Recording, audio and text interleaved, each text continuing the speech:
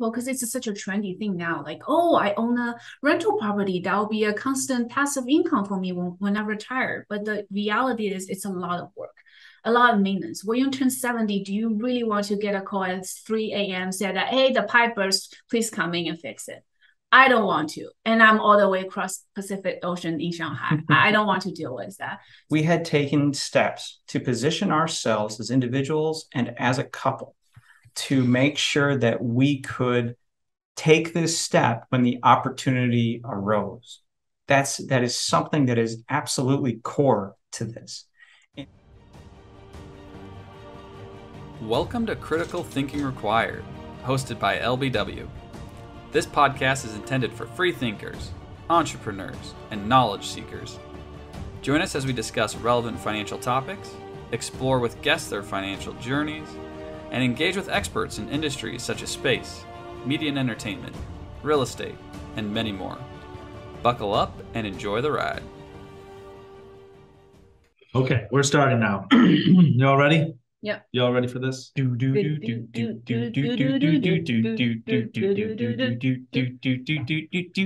ready for this? Welcome to Critical Thinking Required. I am one of your hosts, Dan Weiss, with these two here.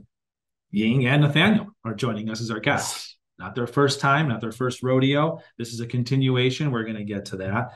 Before we do that, if you enjoy our podcast, like, share, and subscribe.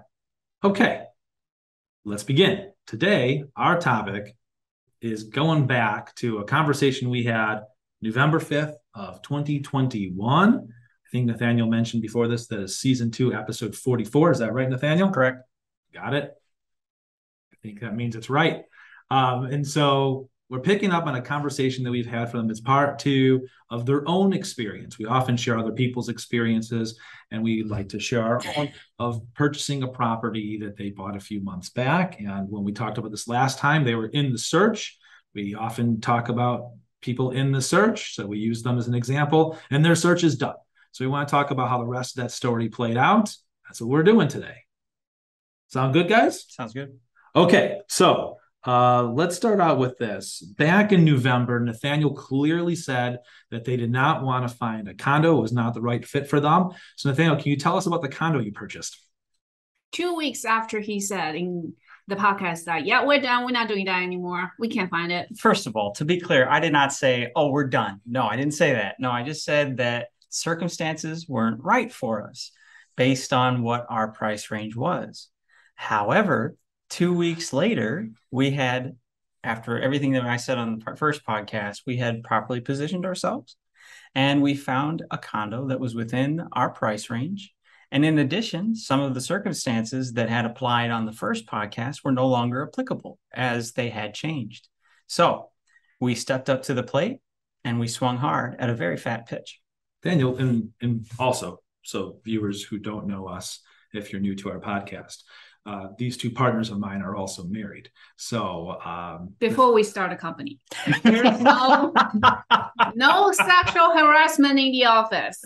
Well, we want to make it very clear. There is, but it's not on my part. Well, it's unknown by HR, except for the fact they might be watching us.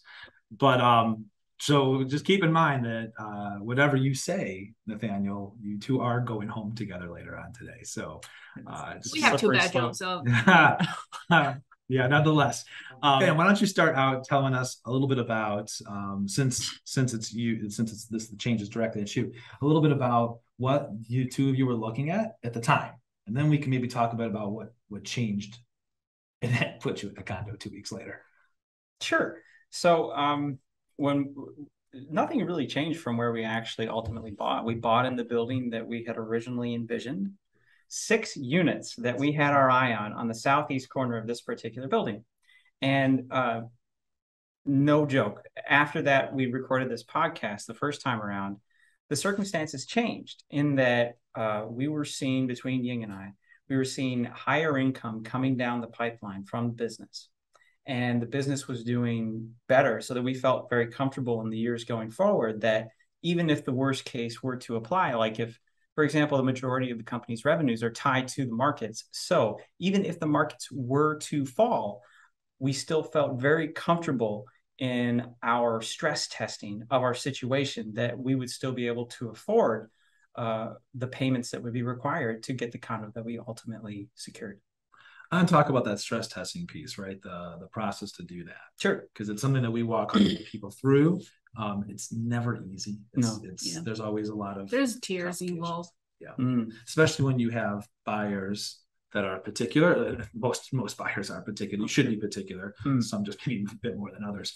But nonetheless, can you talk about a little bit about how you stress test, or the two of you stress test this idea and found a place that you were comfortable? What gave you the confidence in that?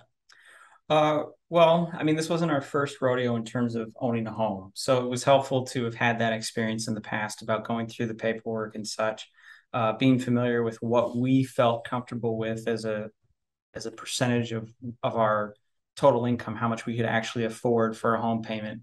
We had played around with feeling kind of tight and then also feeling kind of loose relative to our income in past situations. So we knew what was just right for us, I would say. And then another big piece of it was, in addition to the changing circumstances, was also that I like to say that we hit Dan and our other partner, Tim, pretty hard in asking them their opinions. And I actually remember speaking to Dan in a hotel room. We put in the offer already. And I said, Dan, what do you really think? And he proceeded to just steamroll, not like steamroll over the idea, but to just rat tat tat tat tat explain. He asked me that can go wrong. Exactly. But he also asked, okay, what about this variable? What about that variable? What about this? What about that? And I proceeded to just tell him all the information. And he said, after all was said and done, it sounds solid. So if I know he says it's solid, it's solid. It's covered. It's covered. Same thing went with Tim. Like, we laid out all the variables. We said, this is the rate that we're going to get, which was 2.25%. It's a great rate. We paid it down with points, but that doesn't necessarily, it wasn't that much relative to like what we would have had to have done with a down payment. We captured the lowest. You did. Yeah, we definitely captured that. We bought this place and we locked in the rate in mid-November of 21. Yeah, it was literally right before everything troughed. So that was luck in terms of timing. That's definitely. We'd want to make that very clear. On the day we closed on the condo, which was late January, interest rate has bounced back to like 3 something. Yep.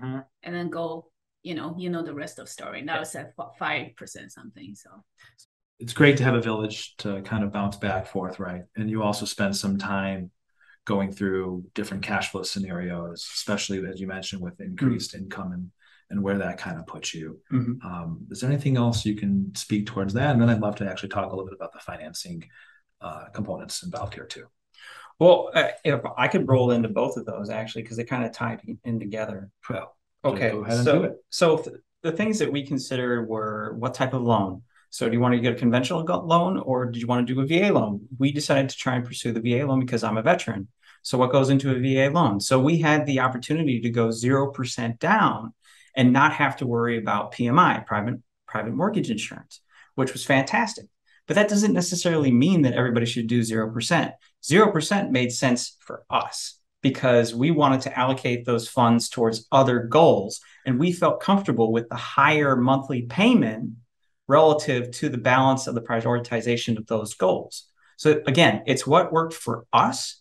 Doesn't necessarily mean it's going to work for everybody. I think it's important to know that we put 0 down payment, our monthly mortgage obviously is higher, but we have always used that as our true cost when we calculating whether we can afford that condo or not. Yes, because you knew what the threshold was, and the monthly payment still was beneath that threshold. Right. So it was a comfortable situation. Correct. So we always use the number as the high mortgage payment and plus the insurance, plus the property taxes, plus the condo fee, plus all the electricity. That's what we consider our monthly payment for the real estate. So we have a more realistic number that we can go against our income and spending, see whether we can truly afford it or not.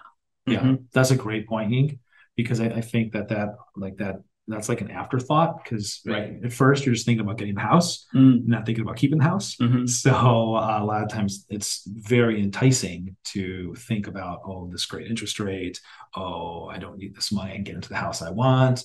But the aftermath is it's going to come with what could be, 30 years of payments. Right. So you have to feel comfortable with that and know where that sits and how it affects other things. So I'm glad that you brought that up. And Nathaniel, a couple of things you brought up too, I just want to touch on. Because we did a podcast that I think got released last week on some TikTok videos that we tore to pieces, which we're going to do more of those. That was fun, but we'll also, of course, do some positive ones. There's some good stuff out there too. Regardless, that a lot of the talk there was about 0% down. And we gave that person a D+. D because some of the stuff he was saying is relevant to some people. It would have been relevant to these two.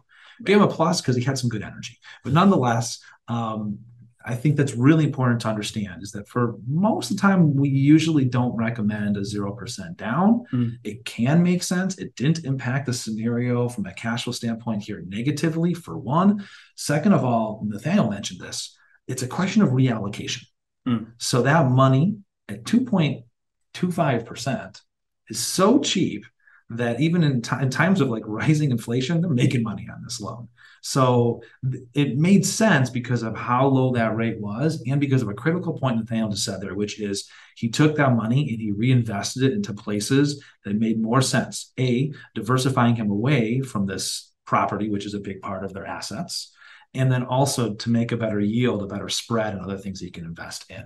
So understand these components in here are very specific. Again, this is why ultimately top criticism we had of that video is that you just can't blanket give this advice out like that.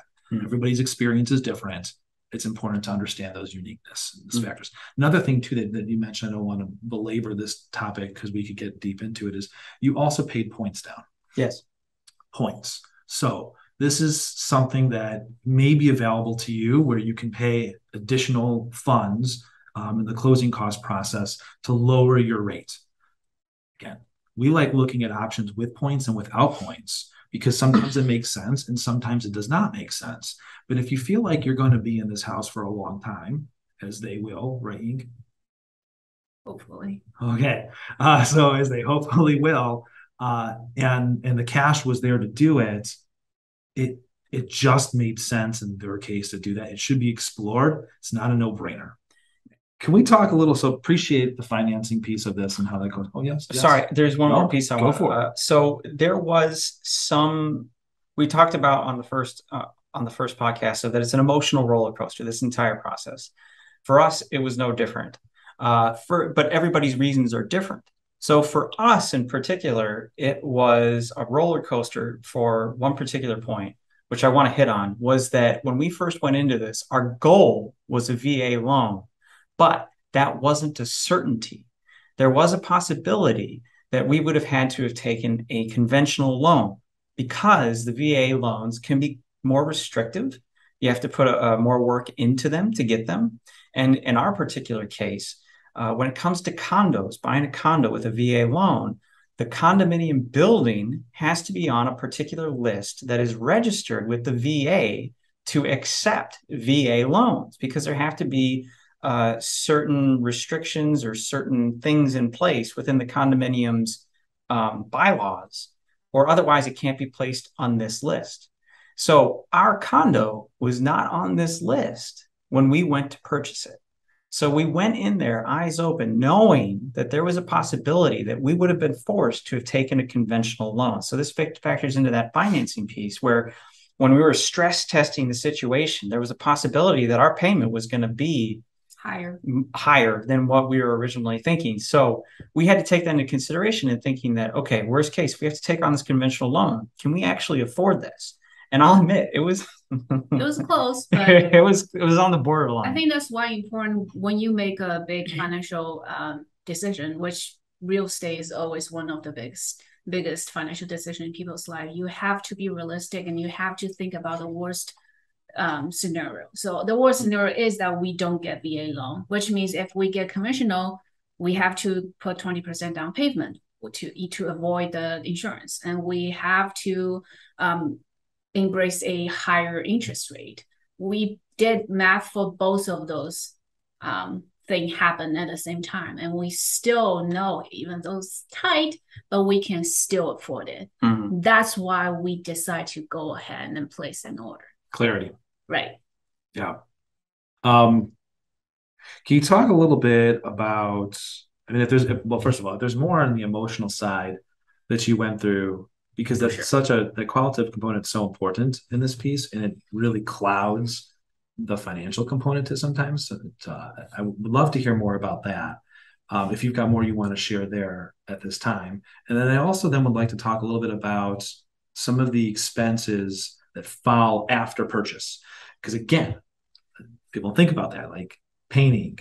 I know that there was furniture bought because I've seen it and knew that was going to happen. I think all of us at this table knew that was happening. I want to know how much acknowledgement was given to, for example, that moving costs and so on, all those kind of things.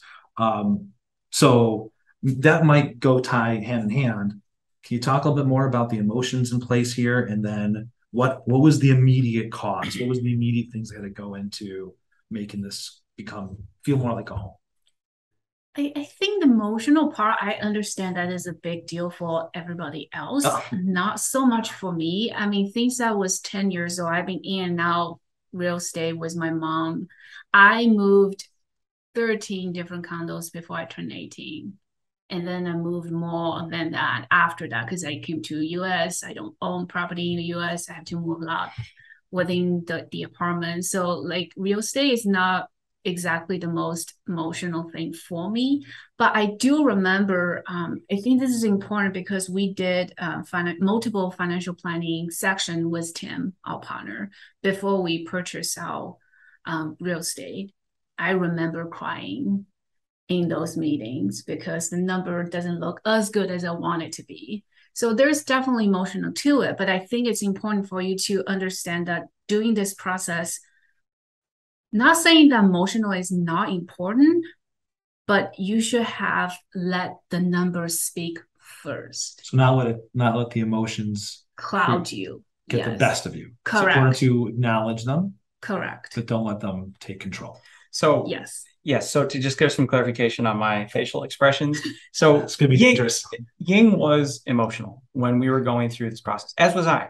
But for Ying, I think it was more, correct me if I'm wrong, but I felt it was more of like you were getting it out, but you were also fully cognizant of where we stood. Right. But emoting, is that the correct term? You were emoting to get to process through these emotions, but with the understanding that we would never do something that would hurt ourselves. It was an emotional roller coaster. Like that's why I specifically mentioned the conventional versus the VA. That I in particular I was scared about that part because this was the first time that I'd never used a VA loan. And this was our third home purchase, I believe. So I guess I'd always envisioned like holding it for the big one. And this was the big one. So we never practiced it before. And I don't know if that's the correct term, but we never actually experienced the process. So there was some unknown going into that, which I'm not very comfortable. Dan doesn't like the unknown. I don't like the unknown. No. And so that's why I have my spreadsheets. It gives me a sense of control, but I also recognize that it can give you a sense of false precision, false safety, and having like the numbers just so. Yeah.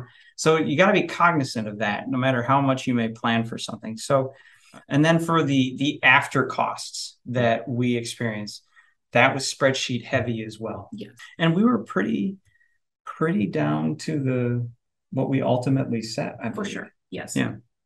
But nothing. So we planned for moving costs. We decided that we wanted to repaint everything inside of the unit before moving in. We felt that was the most efficient way of doing things versus moving things in and then having it repainted. We did have to make some sacrifices in terms of what we ultimately wanted to do. Like we had discussions about, do we want to redo the kitchen cabinetry, like maybe replace them all together or repaint them, redo the kitchen counters.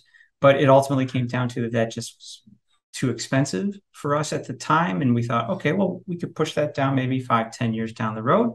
But then as we started to live there, we started to get more comfortable with those things, which was the plan all along.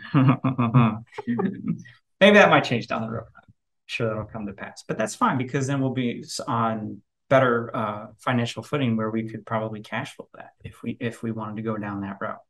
I think again, with the home, people are always very emotional about it, and then especially with a lot of HGTV shows, people are very big on nowadays with like renovating your kitchen, your bathroom, and that sort of thing. I think that for me and Nathaniel, it's always let the numbers talk. Yes, I watched a lot of HGTV show. I looked a lot of Pinterest pictures. I love them, but when the number tell me I cannot do a renovation right now, you should have the strength to tell yourself, no, I'm not going to do that. Do we have the cash to do it right now? Probably yes, but it's just really not the best way to use our cash currently. Yeah, it's all about the prioritization of your goals. What's more important? For sure. We have consistent, not in terms of frequency, but consistent communications where we just periodically check in and say, hey, I was thinking about, can we do this? Can we afford to do this within XYZ? Or, hey, what are you thinking about retirement? How do you want to see your retirement?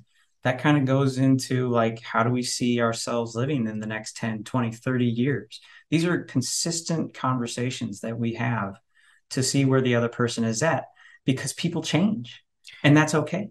As an observer of your two relationship, I think that's why you guys have the strong relationship to begin with, is a lot of your communication skills, which did indeed play out here because it's very difficult. We see a breakdown of communication for a lot of people, and the home buying process is already stressful, becomes much more stressful because of that situation. In some cases, we've seen that actually break up couples. So kudos to you two in doing that. And also, you're not going to forget about those cabinets, though. At some point, those are going to happen. I know is the case too. She laughs in these because it's good. It's going to happen. I think wishful thinking. I think as our last kind of topic in this, it'd be great to talk a little bit about the future, maybe starting with the pre. I don't think in the last podcast we really kind of covered the pre-thoughts as to what you were looking for in a property, because it has changed. It's evolved over time, and it does that for people. People evolve. And so I think it's important to kind of talk a little bit about, we've talked about where you were right before, where you are now. I'd be curious as to what the thought is. I mean, I know, but I'd be curious for other people to experience what the thought is in the future and why it's gone that, where it's come from. I think when you purchase a real estate, especially if this is going to be the one for the long term, it's important to think about your lifestyle long in the future. For us, because I'm from Shanghai, China, and the majority of my family is still there. So we know very well that we will split time in the future between Shanghai and in Madison. That's why we choose a condo instead of a single family house. But our view on that has evolved, because at one point we're talking about maybe move to Chicago or New York and split time between that and versus Shanghai. But now we're sort of feeling more connected and rooted in Madison. So we're going to split time between Madison and Shanghai. And that had a lot to do, the Chicago, New York piece, right? With that, Madison is a incredible community. We try not to tell people too much about it because we don't want hordes of people moving here. But at the same time too, I mean, it's a pebble from a urban standpoint compared to a place like Shanghai. And I think that was a lot of the pull too, besides, particularly New York, the two of you just love New York, was you were hoping to find more of an urban environment, which also, right, correct me if I'm wrong, it's not just less maintenance on the condo standpoint, but it's the fact that you're several stories up and you get a little bit of that feel. Is that safe to say? Correct. Very much so. Yes. Did you have anything you want to add to that as to where the future may lie in selling with the property? Do you think you'll rent this property? Do you think you'll keep this property forever? Yeah, we've talked about that. Probably there wouldn't be any renting or Airbnb likely. Because well, when I first thought about it, I was open to it, but then I spoke to Ying about it and she quickly put a kibosh on that, which I'm fine with because it made sense with her reasoning, which was that when you go and if you split your time evenly between two places, roughly, then you want it to be like home. You don't want it to be like an Airbnb type situation. But then when we're away from that place, I don't want anybody else in there because that's my home. So I have things just how I like them for what little areas are under my control. And I'm joking. Oh. No, he's not. One time he found out I was using his Netflix login at work and screwed up his algorithm. He screwed up my algorithm.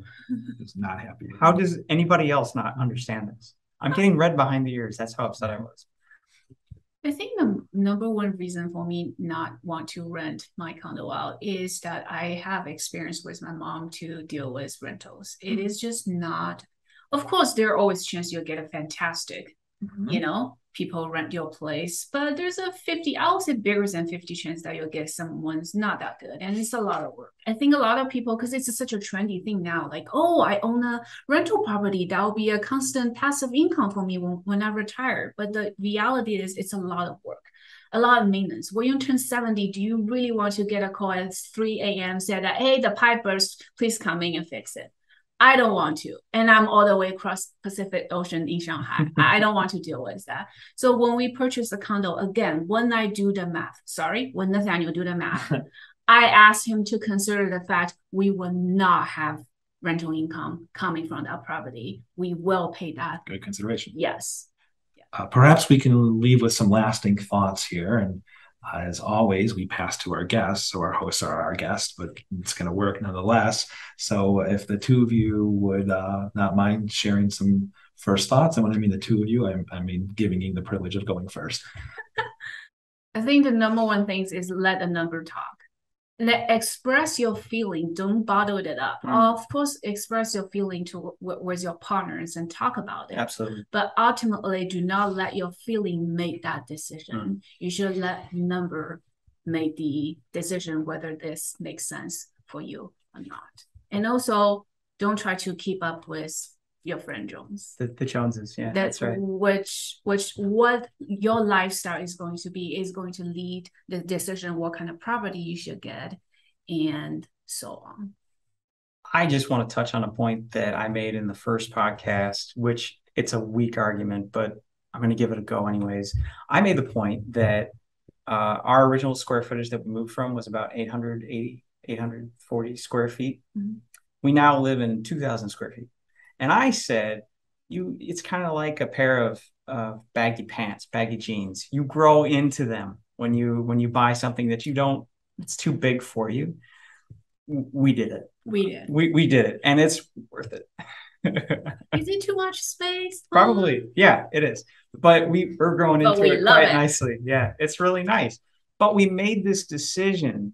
That goes back to the core reason why we felt comfortable doing this, which was we had positioned ourselves over the years, not only during our marriage, but before that, we had taken steps to position ourselves as individuals and as a couple to make sure that we could take this step when the opportunity arose. That is something that is absolutely core to this, in that we made sure that we could do this when the opportunity arose. And when the opportunity arose, we recognized that opportunity and we swung hard. That's one of the key lessons that I feel that I would want to convey to our listeners, is that it's all about positioning yourselves, a little bit of luck in there, that's for sure, and then taking advantage of that opportunity when it arises. That I think is key. And then and that plays into the whole baggy jeans concept, metaphor, which was that we didn't necessarily need the space, but we knew that we were planning, right, honey? We're planning on staying there for a long time, right? Sure. This will be the first time I don't move every other year. So let's see how that I'm really scared. I'm really scared what happens. Let's see how after year 2. So good. Year 3, I am really scared. Yeah, year 3, you should be a little bit It's going to be anxious. Tough. Oh boy. But my point is that we made that decision knowing that we were likely going to be in this place for a long time. So we wanted to have the ability to grow into it, no matter what life brought to us. Dan? So those are really great comments and obviously very relevant. I really like the swinging hard part. I don't know how I feel about the baggy pants, but analogy. But I get what you're saying there, and so on. You're 100% right. Go back to season 2, episode 44, and you'll see what I mean. And so is it safe to say that Nathaniel has avoided the second room, staying in the second room again tonight? Actually, we did once because your daughter was spending night with us. She checked me out. She'll do that. Yeah, we stay in the master bedroom, and then he has to go to the guest bedroom. This didn't work out for him, but this works out for me because I want to have a strong daughter that can do those kind of things. So I'm okay with that. I'm sorry that you were the. No, I'm not really sorry. Actually, I love it that she's the reason for that for the first time. She'll get hers. Yeah, sure she will. She'll get it. The other thing I guess I kind of want to mention here too, more broad stroke, but I think fits very well, is that a lot of times we talk about people's life narratives and their relationship with their life narratives, with their financial narratives. A lot of times when we talk about someone's life narrative, we get kind of like a comment like, what you talking about with us? Well, what we're talking about is that your life has a story with it. And I think people know that. They don't often think about it in terms of finances. Your finances do too. There's a financial narrative to your life. Newsflash, they should look fairly similar because you need the financial part to be able to become the backbone, the resources for the more important things in your life, the qualitative things, right? All the quantitative stuff we talk about is really dictated by the qualitative desires and wants and objectives, right? It's just the backing of it. Yep. But that backing should fit it. It should look very much to be, lock and step or whatever be the case. We often see that with more so with particular subjects. When we're talking about child planning, without a doubt. We talk about real estate because your real estate, when we're talking about primary residence, hopefully becomes not just a house, but a home. So it's a very much a life narrative story. The finances, they have to work. Ying spoke about that quite a bit, very eloquently, that the emotions are going to be there. They should be there. They really should be, but you gotta have the numbers support that. That narrative has to be in check. It's okay to stress test that. You should, to make sure that that is absolutely the case. Last thing I just have to say, and just can't be said enough, is Nathaniel, the VA loan you talked about. Well, thank you for your service as always. We greatly appreciate that. And with that being said, thank you everybody for tuning in to another episode with us. Until next time, we greatly appreciate your viewership. Take care and have a great night. Like and subscribe. Thank you for taking the time to start your journey of thinking differently and listening to LBW talk about stuff they love. Until next time,